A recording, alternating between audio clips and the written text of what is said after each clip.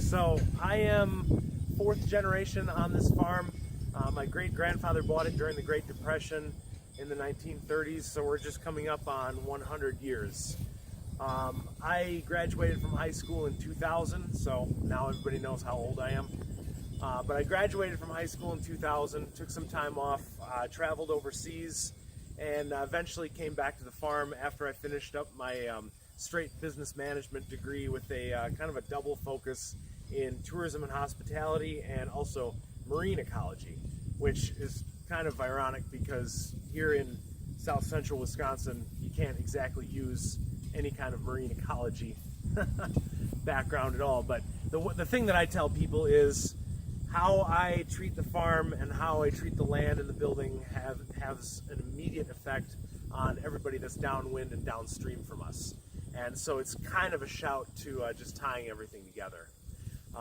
After I spent some time overseas, I came back to the farm with the idea of pursuing rotational grazing. So the cows are out on grass through the spring, summer, and then the fall.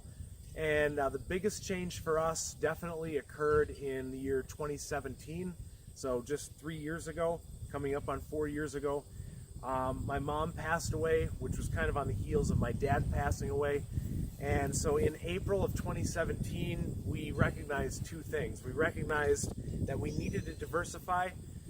We're just a small 350 acre farm with about 50 registered brown Swiss dairy cows. We could see the writing on the wall for small independently owned and operated farms like this. And of course, with my mom having just passed away, we decided to do something different with the house. So recognizing that there's a tremendous deficit between consumers and producers, there's a huge distance, almost a wall between producers and consumers. There's a lot of misperceptions about what happens on a farm versus what actually happens on a farm. And so we really wanted to bridge that gap. And so for the last 3 years, our goal has been to not only diversify the farm, but also to reach the people that we're supposed to be reaching and having relationships with in the first place, which is the consumer. The whole point of everything that we're doing here is centered around outreach. And the thing that must be said is sort of diversifying, reconnecting, breaking down that barrier between producer and consumer has done two things for us as a dairy operation. It's obviously opened up a new stream of revenue, which is crucial. I mean, we have to stay in business. But the second kind of unspoken important thing that it's done is that it's given us a new sense of purpose. And so we want to highlight that as much as possible, not only with like face-to-face interactions, but also in spoken word and also in written word.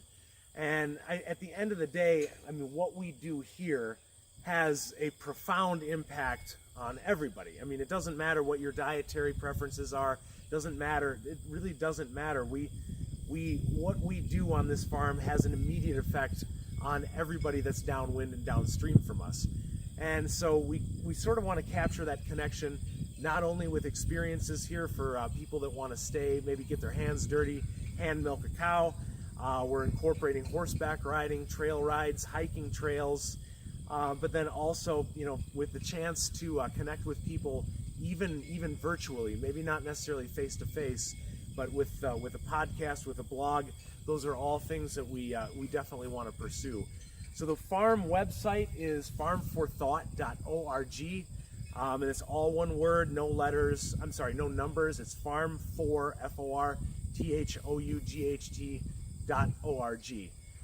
So everything sort of links through that. We've got a link to the Airbnb. We've got up and coming. We will have links to the different experiences that we're hoping to offer, and then of course the written content, the shareable content. Ultimately, just getting the word out about what we do and connecting with as many different people as we can.